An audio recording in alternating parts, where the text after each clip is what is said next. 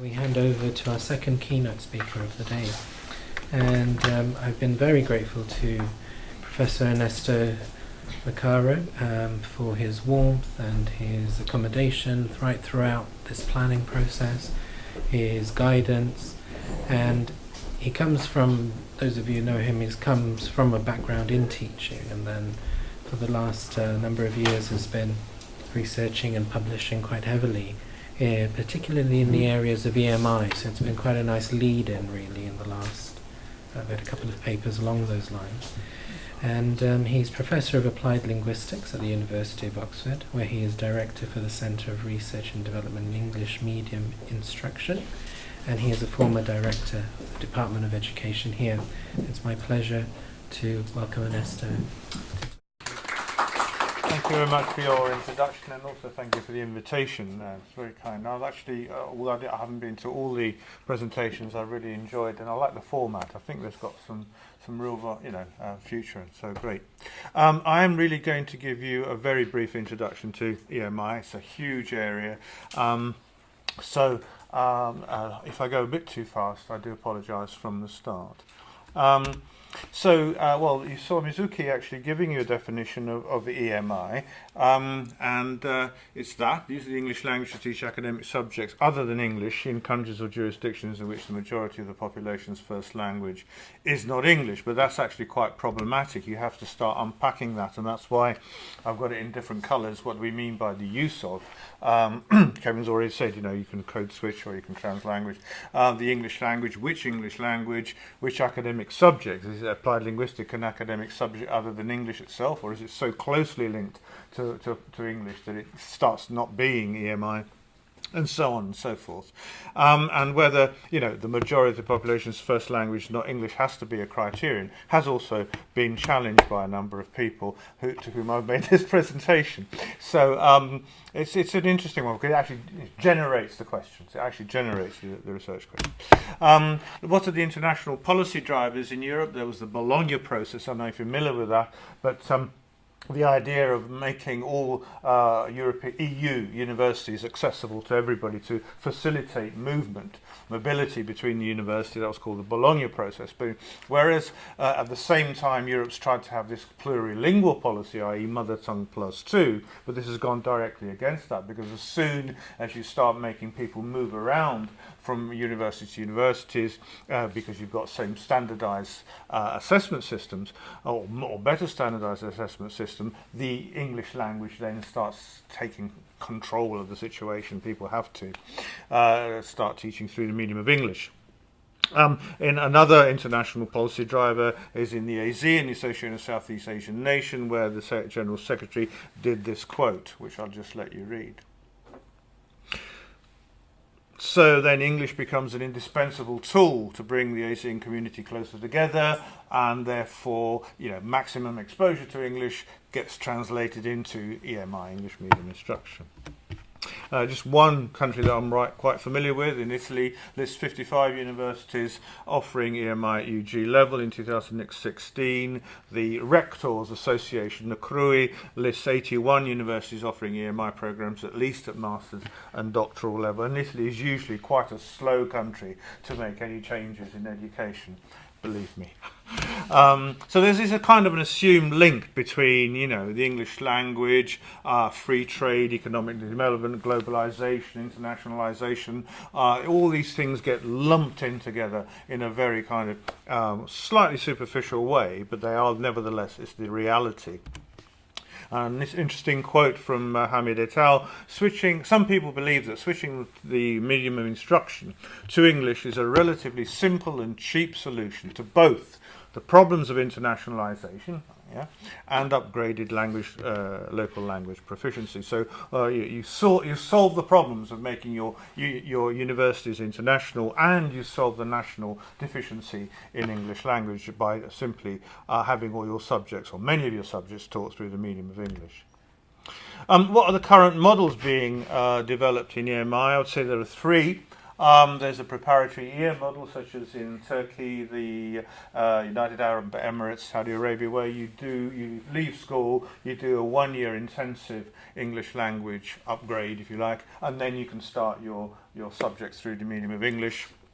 Or the institutional support model, which happens much more in Europe. You don't have to do this for the year. You just simply sign up to the EMI programs, but then you're given some support. That's the model that's operating in Italy, but in most other European countries, you're given some sort of support by some kind of a language centre, or in some cases actually an EMI centre which supports. Then there's the pre-institutional selection model, where, well, basically you can understand that one is where you're not allowed to to sign up to an EMI program unless you are at a particular level of English. So it excludes people who, maybe from a poor background, are unable to have the extra language tuition that would enable them to reach the kind of standard that particular selection model instigates. Our research on EMI in the centre that that Mizuki also mentioned, that I would say these are the key things we've found. There's growth of EMI in both secondary and tertiary education. There's a lack of institutional policies on English medium instruction, lack of written guidelines about how to teach it. Tertiary education is impacting on secondary education. In fact, we're looking at a study in Italy now with my colleague Vittoria on the transition from secondary to tertiary, but there's inevitably going to be a top-down impact on secondary education. If the university is increasingly offering subjects through the medium of English, secondary schools are going, well, we better prepare them for this. In general, the research suggests that teachers tend to be positive about the benefits to the English language of EMI. However, there are also some negative aspects. Teachers tend to believe that academic subjects will be adversely affected. So you have less well qualified doctors and architects and engineers. So be careful if you go over a bridge. Not enough qualified teachers. Qualified in the sense they are capable or able to have met some kind of criterion that enables them to teach through the medium of English. Not all students capable of learning through English. That's the corollary. The testing of students' level of English. What kind of a level do you need? B1, B2 to be able to enrol and kind of it hasn't been established as to what kind of level is needed. And then different academic subjects. Are some more conducive to EMI than others? And again, Mizuki was talking about applied linguists are going to be in a better position, perhaps, to do the interactive stuff that is necessary to make sure that students understand. But the impact on tertiary and secondary is amazing. This is one I often use as an example. So this is a private secondary school in Korea, and it says our school as a school environment is as similar as possible to that of an American or a Canadian school. There are no Korean-speaking teachers, nor are Korean language materials used in our classroom. So you can see the kind of effect that EMI is having at the tertiary level in Korea, and it's making the private sector go, wow, we've just got to teach entirely, we've got to make this basically like being in America or in Canada, and then the private sector is having an impact on the state sector.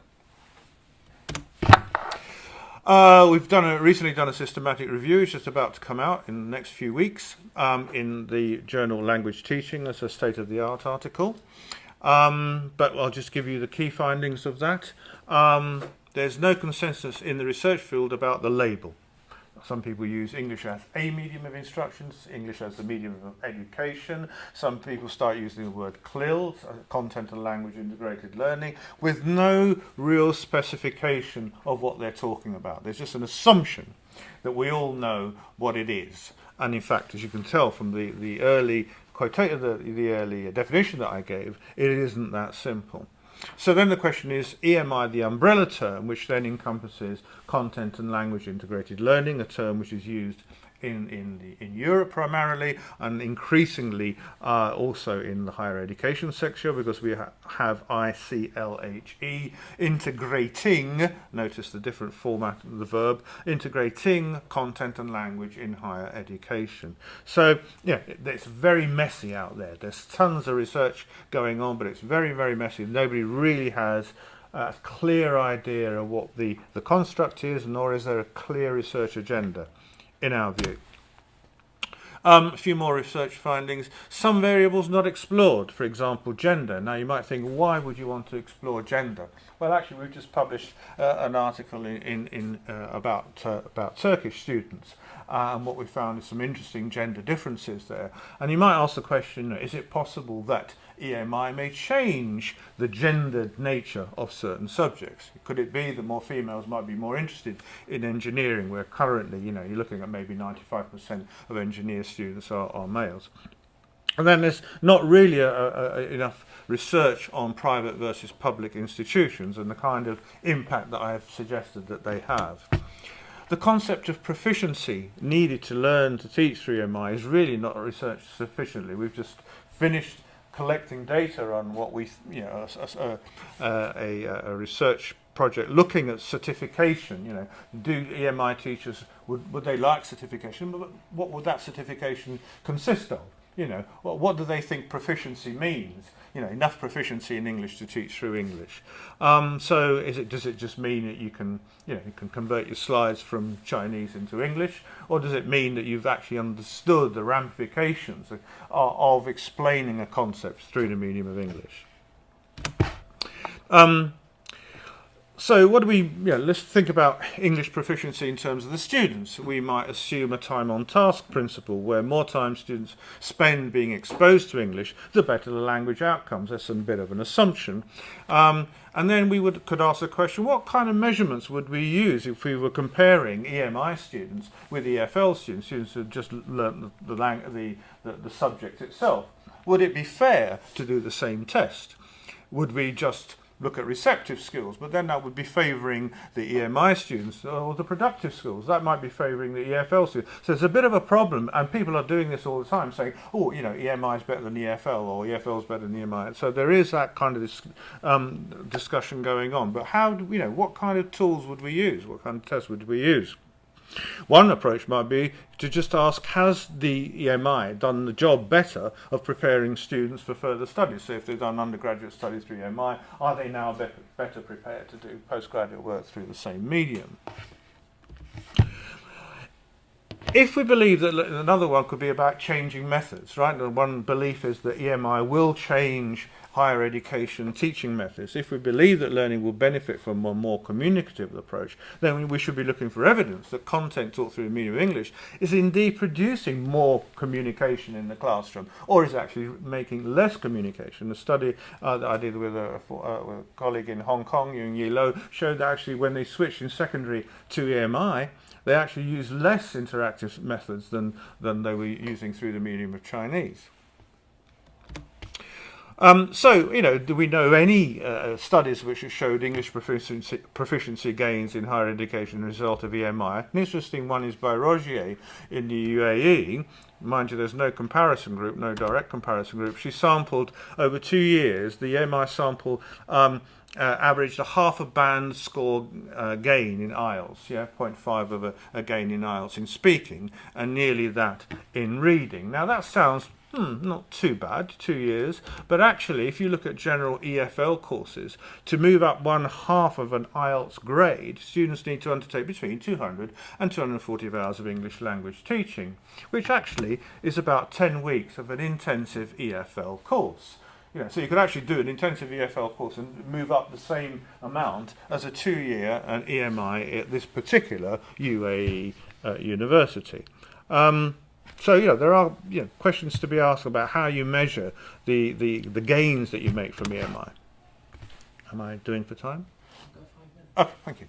That's good because it leaves time for questions. My key conclusions at the moment, and that's not only from the research we've done, from a systematic review we've looked at, but also from a more ethnographic approach we've taken in the centre, because we have done quite a lot of professional development work with teachers, EMI teachers, for a number of countries, and either in country or here at Oxford.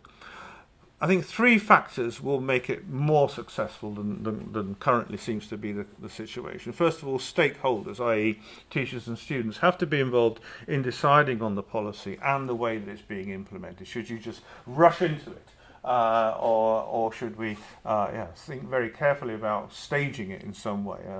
A university from China that was with us over the summer, who you may have come across, we're asking that kind of question. How do we introduce EMI? And our strong suggestion was a slow approach rather than a blanket approach. But of course, then they're faced with their pressures about internationalisations. Their rector, their head of institution wants the institution to be internationalised within 5 years. They want it, and so there are pressures to move very quickly. Secondly, pedagogy has to change when teaching subject through English. I gave the pithy example of you can't just translate your slides, but it's much more than that. You have to really understand that the concept, the word that describes the concept, has got a whole range of language underneath it that needs to be negotiated with the students so that they can understand.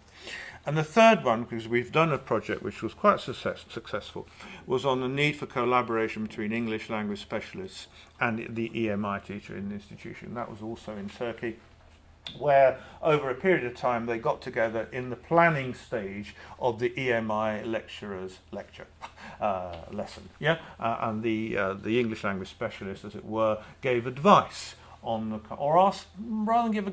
asked difficult questions about the way that the EMI lecturer was about to go and teach their chemistry lesson or mathematics lesson. So really those are my key conclusions, and thank you very much. Thank you for listening. So we've got a few minutes if anyone would like to ask any questions. Yes, please. Okay, have you seen more of an impact from tertiary EMI onto secondary education because of EMI compared to just the proliferation of study abroad opportunities or students wanting to go abroad, and why do you think so? Okay, so you're absolutely right. There are there's two factors really, aren't there? There's one, that students wanting to go abroad, so if you like, the internationalisation of universities, but there's also this notion that if home students will benefit from it. Both are often quoted in the literature and in our research as well. Sorry, your question was whether I've seen evidence that it improves? So I'm looking at or thinking about in secondary education, if teachers are actively changing their curriculum to prepare students to go into EMI context, do you think that secondary education is trying to change more because of more EMI opportunities compared to just in the past where they had more international opportunities? Yeah, I think so. I think absolutely. I think that, in Europe, we've got the CLIL movement. Now, whether that is being influenced by EMI in tertiary, it's certainly been accelerated by it. But probably it would be wrong for me to say that it was directly influenced by it. So it came in the sort of mid-1990s, but then that's also CLIL was also fairly misunderstood as a concept. So I think it's probably accelerating as a result of Italy. In fact, has just introduced compulsory upper secondary CLIL. Basically teaching through medium English, because 95% is going to be English rather than German or Spanish. So the kids are having to do at least one subject or two subjects through there. That's going to have a knock-on effect at the university level. And it works both ways. Yeah. Of course, It's all, sorry. I just wondered whether you touched on it briefly, but have any sense on what the implications are for subject knowledge? Are we having children, young adults leaving university with improved English, but not necessarily as good understanding of the topics they've been studying? We don't have hard facts on that. We really look very hard in our systematic review. We look at 83 studies. There's very little evidence of testing students and saying, as a medic, you're less good as a medic now because you've learned it through medium English rather than medium Turkish. However, most teachers, most EMI teachers who have been interviewed are giving that kind of a message, that they're worried about they're not getting through the content quickly enough or thoroughly enough and so on. But there's a lot of work to be done on getting some real hard-nosed evidence that is the case. Thanks. I mean, one thing one could say is that you need some kind of accommodation. In other words, they might need longer to do 3 EMI. So to be a doctor, you might need another year, or you might need a different kind of exam, or you might need longer in the exam in order to really demonstrate that you know how to mend people. Through English rather than through. There's of course the medic one is a key problem as well, in that it's all very well being able to do an exam through the medium of English, but then when you're talking to your patient, you want to be talking through the medium of Chinese because they won't understand what you're talking about otherwise. Are EMI programs, like, they're using English instead of the Home language, but are they also trying to mirror the educational sort of pedagogical norms of the US and the UK or other English-speaking populations, or are they still? No. Okay. So Yeah, I mean, as I said, one of the things that has to change is the pedagogy, because I mean, particularly in Europe and I'm pretty sure in a lot of parts of Asia, higher education is pretty transmissive. I mean, you're doing mostly lectures. Beginning to. I mean, everybody's clamouring and saying, the pedagogy's got to change. Whether it is, it's still in its infancy. Thank you very much.